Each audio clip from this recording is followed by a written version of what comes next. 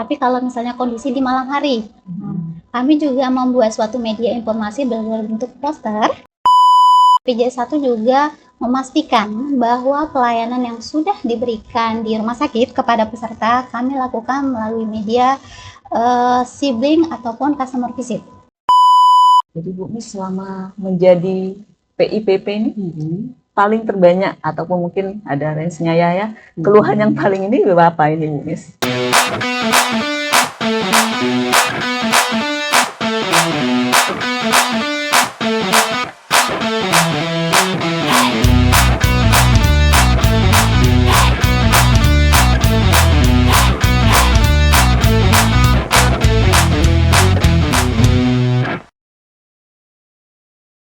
Nah, pelayanan rumah sakit kalau kita ini kan 24 jam gitu ya.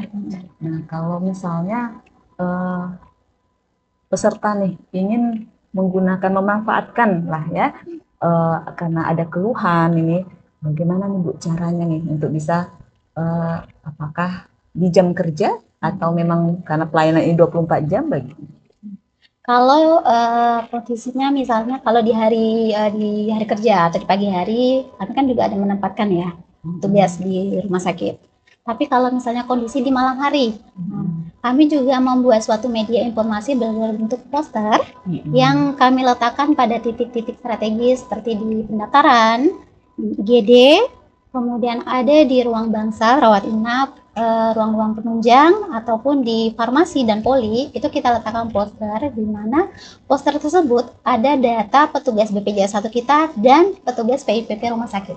Dan di situ ada kontaknya. Jadi apabila pasien membutuhkan penanganan cepat, misalnya informasi terkait pelayanannya, itu bisa menghubungin petugas BPJS 1 kami atau dari pihak rumah sakit. Berarti yang dipampangkan yang mbak-mbak cantik itu ya? Iya, betul. Yang ada di rumah sakit. Iya, di rumah sakit itu bukan hanya poster biasa ya, betul. tapi itu poster yang bisa membantu Benar. memecahkan kalau memang ada masalah ya. Betul. Ya. Nah, jadi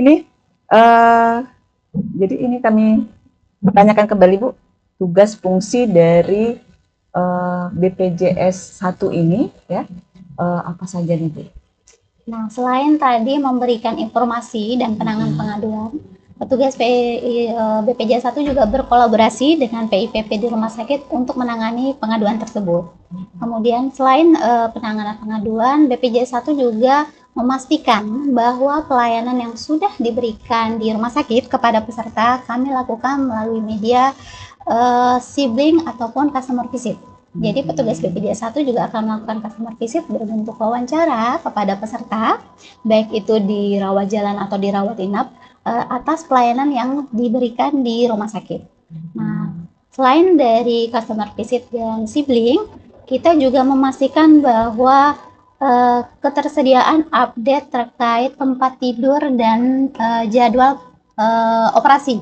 Nah, itu juga menjadi salah satu petugas BPJS 1. Jadi kan biasanya kan peserta sering nanya nih, di rumah sakit ini kok kelas 3 atau kelas 1-nya penuh atau ruang ICU-nya penuh gitu kan. Nah, rumah sakit menyediakan dashboard terkait kepastian tempat tidur dan jadwal operasi. Nah, BPJS 1 memastikan itu.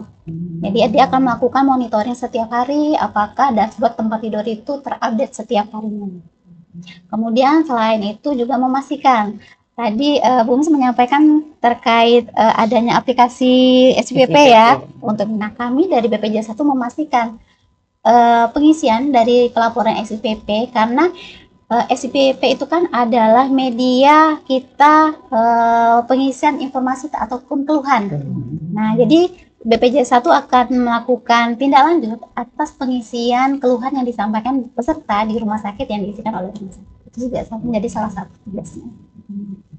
Jadi Bu Mis selama menjadi PIPP ini paling terbanyak ataupun mungkin ada range-nya ya, keluhan yang paling ini berapa ini Bu Mis? Itu yang paling sering itu perubahan data.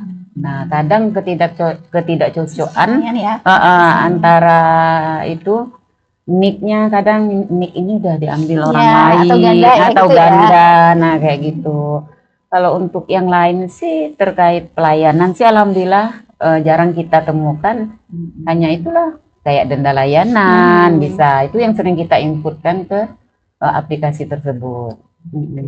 Sama yang kayak Ibu Miss kan kendalanya nih, karena mungkin bisa di-share nih dengan teman sobat sehat ini. Penanganannya bagaimana, kemudian apakah ada durasinya nih Bu untuk pemecahannya Bu? Kalau Durasi. untuk pemecahan penanganan dari keluhan dari peserta.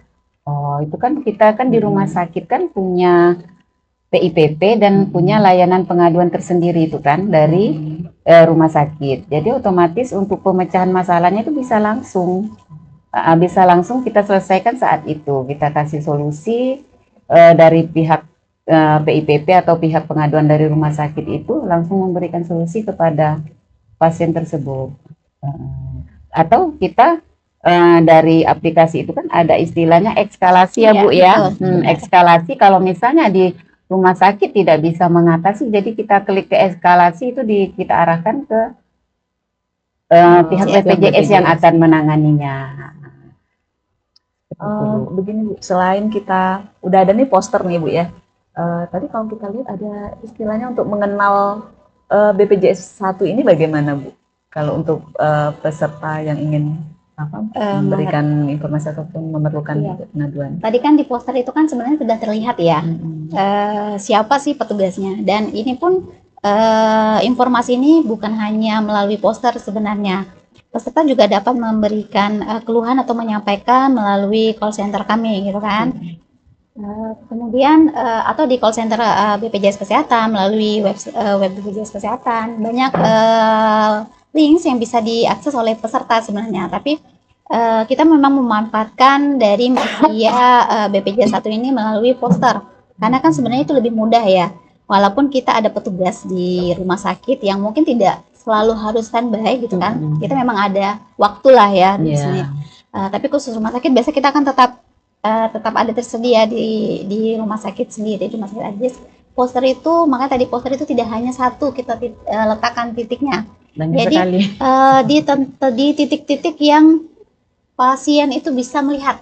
Nah, jadi makanya pada saat teman-teman melakukan customer atau sibling ataupun saya yang kadang datang gitu kan melihat di rumah sakit, saya akan melihat dulu posternya ada tersedia nggak di lokasi-lokasi tertentu. Jadi biar peserta itu tidak lagi kembali, walaupun sebenarnya di rumah sakit Abdul Aziz ini kan punya ruang ya penanganan pengaduan. Nah, gitu kan. Tapi kadang kan peserta mungkin belum familiar misalnya di mana sih gitu kan. Jadi kita membantu dengan membuatkan poster-poster tersebut. Ini sobat sehat, karena ini adalah podcast yang berinteraksi dengan para penontonnya ya. Jadi apabila ada pertanyaan kirim di Instagram ya Abdul Aziz. Apakah sudah ada pertanyaan nih dari belum ada? Silakan kita lanjutkan nih. Nah, ada lagi nih kesan. Nah, yang kami kemarin ini ada kesan. Apa bedanya nih Bu dengan kesan ini Bu? Nah, kalau kesan itu adalah semacam evaluasi. Evaluasi tapi yang dilakukan oleh pasien. Jadi kesan dan pesan peserta terhadap pelayan yang telah dirasakan. Nah, jadi itu namanya kesan. Jadi evaluasi yang dalam bentuk survei. Jadi kita perlu feedback ya, feedback gimana peserta itu merasa puas pada saat setelah mendapat pelayanan. Jadi itu kita buat medianya dalam bentuk web kesan. Atau saat ini sih lebih sering kita kayak barcode ya, barcode QR. Jadi itu mempermudah, dan itu juga sebenarnya mempermudah rumah sakit. Jadi sebenarnya pasien yang sudah saya tangani ini puas nggak sih gitu kan? Walaupun kita juga punya media Google Review juga ya, kami sih di sini kan setiap rumah sakit pasti punya Google Review. Tapi kesan itu kita bisa langsung melihat. Itu kan sebenarnya peserta yang udah kita layani, pasien yang udah kita layanin gitu di rumah sakit ini mendapatkan kepuasan nggak sih atas pelayanan? Seperti itu.